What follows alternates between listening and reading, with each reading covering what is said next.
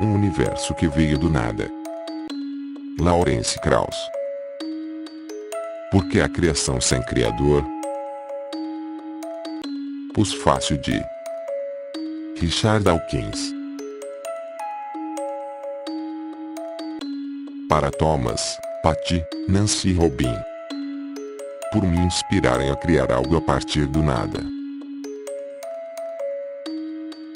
Prefácio.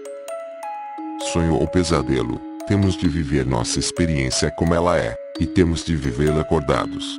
Vivemos em um mundo impregnado pela ciência, tão inteiro quanto real. Não podemos transformá-lo em um jogo apenas escolhendo lados. Jacob Bronowski. Para ser bem honesto desde o início, devo admitir que não simpatizo com a ideia de que a criação exige um criador, base de todas as religiões do mundo. Todos os dias, belos e extraordinários objetos aparecem de repente, de flocos de neve em uma manhã fria de inverno a vibrantes arco-íris que surgem após uma chuva de fim de tarde no verão. Mas ninguém além do fundamentalista mais ardente sugeriria que todo e cada objeto é criado amorosa, meticulosa e, o mais importante, propositadamente por uma inteligência divina. Na verdade, muitos leigos, assim como os cientistas, se deleitam com nossa capacidade de explicar como flocos de neve e arco-íris podem aparecer de forma espontânea com base nas leis simples e elegantes da física. É claro que alguém pode perguntar, e muitos o fazem, de onde vêm essas leis da física? E, mais sugestivamente, quem criou essas leis? Mesmo que essas questões possam ser respondidas, o suplicante, então, perguntará: mas de onde veio isso? Ou quem criou isso? E assim por diante. Eventualmente, muitas pessoas sensatas são levadas à necessidade aparente de uma primeira causa, como Platão, Tomás de Aquino ou a Igreja Católica Romana moderna poderiam colocar, e, assim, supor a existência de um ser divino, criador de tudo que existe e de tudo que vem a existir, alguém ou algo eterno e onipresente. No entanto, a declaração de uma primeira causa ainda deixa aberta a questão: quem criou o Criador? Afinal, qual é a diferença entre argumentar a favor de um Criador de existência eterna ou de um universo de existência eterna sem Criador algum? Essas discussões sempre me fazem lembrar a famosa história do especialista que dá uma palestra sobre as origens do universo, ora identificado como Bertrand Russell, ora como William James, e é desafiado por uma mulher que acredita que o mundo é sustentado por uma tartaruga gigante, que por sua vez é sustentada por outra tartaruga, e então outras tartarugas até lá embaixo. Uma regressão infinita de uma força criativa que gera a si mesma. Mesmo uma força imaginada maior que tartarugas, está longe do que quer que tenha dado origem ao universo. Ainda assim, a metáfora da regressão infinita pode, na verdade, estar mais próximo do processo real pelo qual o universo veio a existir do que um único criador poderia explicar. Argumentar que Deus é a origem de tudo pode parecer afastar o problema da regressão infinita, mas aí invoco meu mantra: o universo é como é, quer gostemos ou não. A existência ou não de um criador independe de nossos desejos. Pode parecer difícil ou sem sentido imaginar um mundo sem Deus ou sem propósito, mas só isso não torna obrigatória a existência de Deus. Do mesmo modo, talvez não sejamos capazes de compreender infinitos com facilidade, embora a matemática, um produto da nossa inteligência, lide com eles muito bem, mas isso não quer dizer que infinitos não existem. Nosso universo poderia ser infinito em extensão espacial ou temporal, ou, como Richard Feynman afirmou certa vez, as leis da física podem ser comparadas a uma cebola de camadas infinitas, com novas leis se tornando operacionais conforme exploramos novas escalas. Simplesmente não sabemos. Por mais de 2000 anos, a pergunta por que existe algo em vez de nada tem sido apresentada como um desafio à proposição de que nosso universo, que contém um vasto complexo de estrelas, galáxias, humanos e sabe-se lá o que mais, pode ter surgido sem projeto, intenção ou objetivo. Embora a questão seja geralmente enquadrada de forma religiosa ou filosófica, ela fala, antes e mais importante, sobre o mundo natural. Então, o espaço mais apropriado para tentar resolvê-la é, Antes e mais importante, a ciência. O objetivo deste livro é simples. Quero mostrar como a ciência moderna, em vários aspectos, pode estar abordando o porquê de existir algo em vez de nada. As respostas que temos obtido, de observações experimentais estarrecedoramente belas, assim como de teorias que são a base de grande parte da física moderna, sugerem que algo surgir do nada não é um problema. De fato, algo surgir do nada deve ter sido uma exigência para que o universo viesse a existir. Além disso, os sinais indicam que foi assim que nosso universo deve ter surgido. Enfatizo a palavra deve porque talvez nunca tenhamos informação empírica suficiente para responder corretamente a essa questão, mas com certeza é significativo, pelo menos para mim, o fato de que um universo que surgiu do nada é, no mínimo, plausível. Antes de continuar, quero dedicar algumas palavras à noção de nada, um tópico em que me aprofundarei mais adiante. Aprendi que, ao discutir esse ponto em fóruns públicos, nada chateia mais os filósofos e teólogos que discordam de mim do que a ideia de que eu, como cientista, não entendo nada. Sou tentado a replicar aqui que teólogos são especialistas em nada. O nada, eles insistem, não é nenhuma das coisas que eu discuto. Nada é a não ser, em um sentido vago e mal definido. Isso lembra meus próprios esforços em definir design inteligente quando comecei a debater com criacionistas. Ficou evidente não haver definição clara, exceto dizer o que ele não é. O design inteligente é simplesmente um guarda-chuva unificador para fazer oposição à evolução.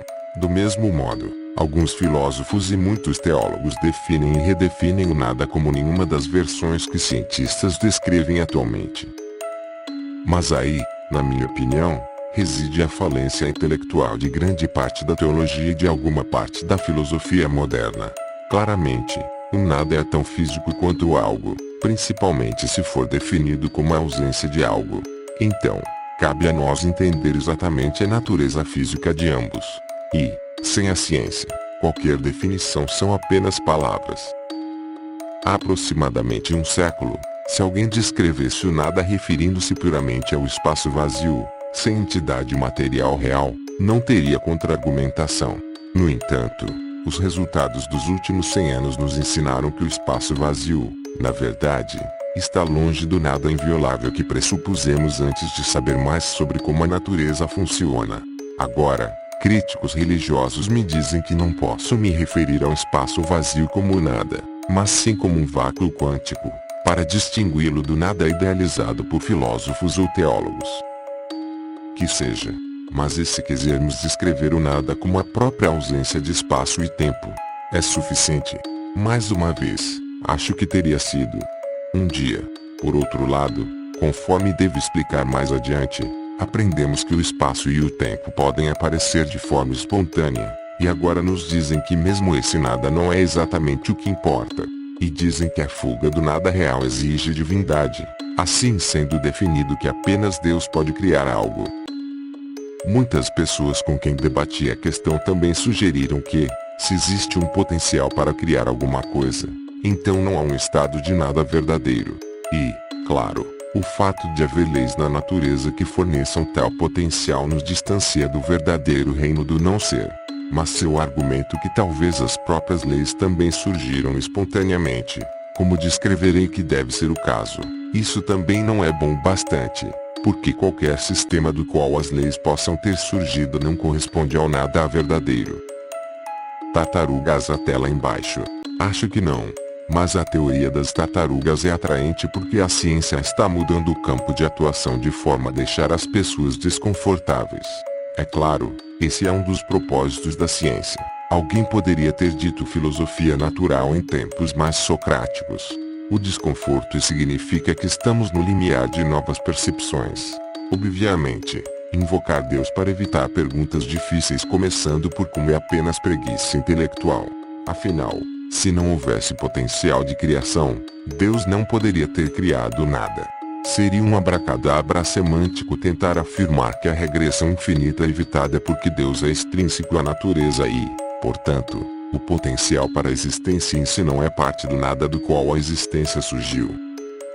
Meu real objetivo aqui é demonstrar que, de fato, a ciência vem mudando o campo de atuação, fazendo com que esses debates abstratos e inúteis sobre a natureza do nada fossem substituídos por esforços operacionais e úteis em descrever como nosso universo pode realmente ter surgido.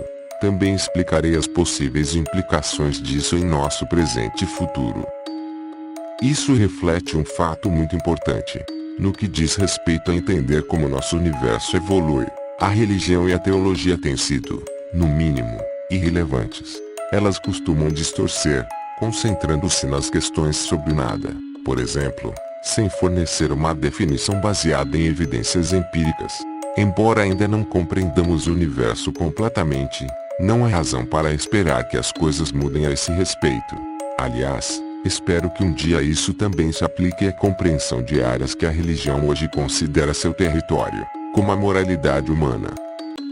A ciência tem sido eficaz em promover nossa compreensão da natureza porque o ethos científico é baseado em 3 princípios básicos. 1. Siga a evidência aonde quer que ela o leve. 2. Se alguém tem uma teoria, precisa provar que ela está tão errada quanto certa. 3. O árbitro supremo da verdade é um experimento, e não o conforto que se tira de suas crenças a priori, nem a beleza ou elegância que se atribui aos próprios modelos teóricos. Os resultados dos experimentos que descreverei aqui não são apenas oportunos, mas também inesperados. A tapeçaria que a ciência tece ao descrever a evolução do universo é muito mais rica e fascinante do que quaisquer imagens reveladoras ou histórias criativas que os humanos inventaram. A natureza surpreende mais do que a imaginação humana pode esperar. Nas últimas 2 décadas, uma série de acontecimentos empolgantes na cosmologia, na teoria de partículas e na gravitação mudou completamente o modo de ver o universo, com implicações profundas e surpreendentes para a compreensão tanto de suas origens quanto de seu futuro. Nada poderia, então, ser mais interessante de se escrever sobre. Perdoe a brincadeira. A verdadeira inspiração para este livro não vem nem do desejo de acabar com mitos nem de atacar crenças, mas sim de comemorar o conhecimento, e, junto com ele, o universo absolutamente surpreendente e fascinante no qual o nosso se transformou. Nossa busca nos levará um tour para os confins de nosso universo em expansão, dos primeiros momentos do Big Bang até o futuro distante, e incluirá talvez a descoberta mais surpreendente na física no último século. Na verdade, a motivação para escrever este livro agora surgiu da descoberta que impulsionou minha própria pesquisa científica durante grande parte dos últimos 30 anos. A conclusão impressionante de que a maior parte da energia do universo reside numa misteriosa e hoje inexplicável forma que permeia todo o espaço vazio. Não é um exagero dizer que essa descoberta mudou o campo de atuação da cosmologia moderna. Essa descoberta produziu uma nova sustentação para a ideia de que o universo surgiu do nada. Também provocou uma reavaliação das suposições sobre os processos que podem conduzir à própria evolução, além de incitar a questão de as próprias leis da natureza serem mesmo fundamentais ou não. Cada uma dessas suposições agora tende a fazer com que a discussão quanto ao porquê de haver algo em vez de nada pareça menos obrigatória, se não completamente superficial, como devo descrever. A gênese direta deste livro remonta a outubro de 2009, quando ministrei uma palestra em Los Angeles com o mesmo título. Para minha surpresa, o vídeo da palestra no YouTube, disponibilizado pela Fundação Richard Dawkins, tornou-se uma espécie de sensação, com quase 1 milhão de acessos até hoje e inúmeras cópias de partes da palestra sendo usadas em debates de comunidades ateístas e teístas. Devido ao grande interesse nesse assunto, e também como resultado de alguns comentários confusos na internet e em várias mídias após minha palestra, pensei que valeria a pena produzir uma versão mais completa que expressei lá. Aqui também posso aproveitar a oportunidade para acrescentar mais comentários aos argumentos apresentados na época, que se concentravam quase completamente nas revoluções da cosmologia que transformaram a imagem que temos do universo, associadas à descoberta da energia e da geometria espacial. Discuto tudo isso nos primeiros 2/3 deste livro. No meio tempo, Pensei muito mais sobre os muitos antecedentes e ideias que constituem meu argumento. Discuti o assunto com outras pessoas, que reagiram com tanto entusiasmo que foi contagiante, e explorei mais o impacto do desenvolvimento da física de partículas, em especial na questão da origem e da natureza do universo. E, finalmente, expus alguns argumentos para aqueles que discordam veementemente de mim, e, ao fazê-lo, alguns insights me ajudaram a aprofundar meu raciocínio. Enquanto elaborava as ideias que tentei descrever aqui, tive o benefício de discutir com alguns de meus colegas físicos mais brilhantes. Quero agradecer especialmente a Langmuir e Frank Wilczek por me deixarem tomar seu tempo com discussões e correspondências extensas, resolvendo algumas confusões da minha cabeça e, em alguns casos, ajudando a reforçar minhas próprias interpretações. Encorajado pelo interesse de Leslie Meredith e Dominique Confuso, do Movimento Frei e preso da editora Simon & Schuster, na possibilidade de um livro sobre o assunto, entrei em contato, então, com meu amigo Christopher Hitchens, que, além de ser um dos indivíduos mais brilhantes que eu conheço, também usou alguns dos argumentos da minha palestra em sua notável série de debates sobre ciência e religião. Christopher, apesar de sua saúde fragilizada, concordou generosa, gentil e corajosamente em fazê-lo. Por esse ato de amizade e confiança, serei eternamente grato. Infelizmente, a doença o venceu, de forma que ficou impossível para ele terminar de escrevê-lo, apesar de seus esforços. Christopher faleceu tragicamente um pouco antes do lançamento deste livro nos Estados Unidos. Eu sinto sua falta, e o mundo ficou mais vazio sem ele. Então, como se isso não bastasse, meu eloquente e brilhante amigo, o renomado cientista e escritor Richard Dawkins, concordou em escrever um pós-fácil. Depois que meu primeiro esboço foi concluído, ele começou a escrever, em curto período de tempo, algo cuja beleza e clareza eram surpreendentes e, ao mesmo tempo, humilhantes. Para Christopher e Richard, então, além de todos os que mencionei anteriormente, meus agradecimentos por seu apoio e incentivo e por me motivarem a, mais uma vez, voltar ao computador e escrever.